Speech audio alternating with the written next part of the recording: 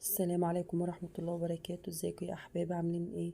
يا رب دايما تكونوا بخير. النهارده جايبه لكم وصفه كده على السريع حلوه جدا جدا لاطفالنا والذكاء بتاعهم. تنفعنا قبل الامتحانات وقبل المذاكره، ياكلوا منها واحده بس الصبح هتخليهم ما شاء الله حلوين جدا.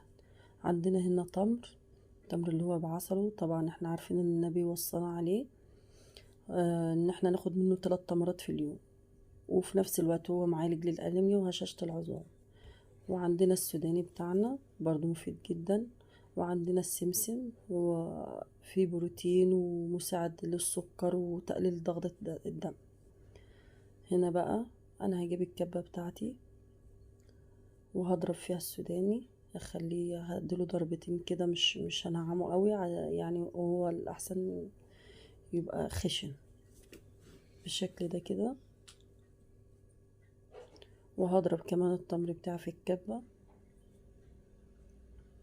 هي طريقة سهلة وبسيطة، مش هتاخد في ايدينا حاجة، وبعمل الكمية بتاعتي في ساعتها، يعني مش بعمل واحط في التلاجة، انا بعمله في ساعتها لانه سهل، مش بياخد مني وقت خالص.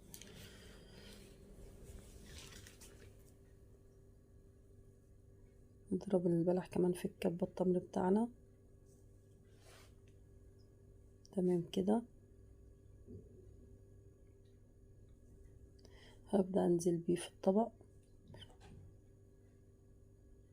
وهبدأ ان انا انزل عليه السوداني بتاعي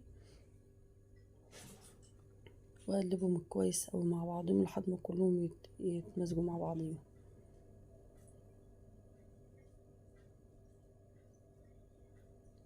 الطريقة دي حلوة اوي، ان انت مثلا عيلك يكون تاني يوم رايح الامتحان ولا حاجة، تصحى الصبح تعملها له على السريع ياخد له منها 2. دي ما شاء الله عليها حلوة جدا، وصفة جميلة جدا ومجربوها والله.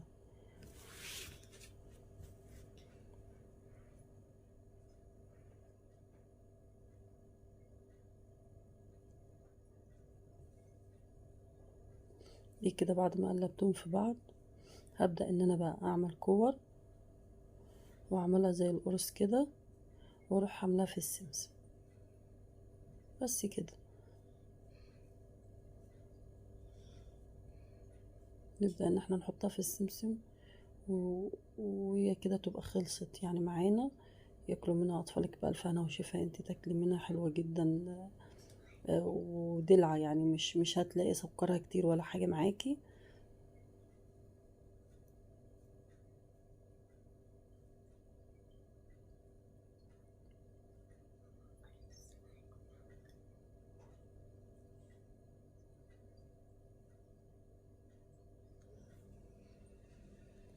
ويا ريت يا حبايبي لو وصلتوا معايا لحد هنا، يا ريت اللي ما اشتركش يشترك في القناة، ويا ريت تدعموني وتعملوا لي لايك.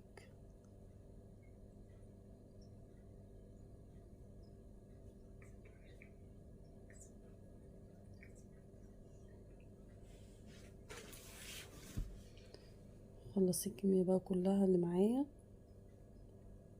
بس كده. مهم. اولادك هيحبوها جدا جدا. طعمها حلو ومفيدة، سمسم سوداني تمر.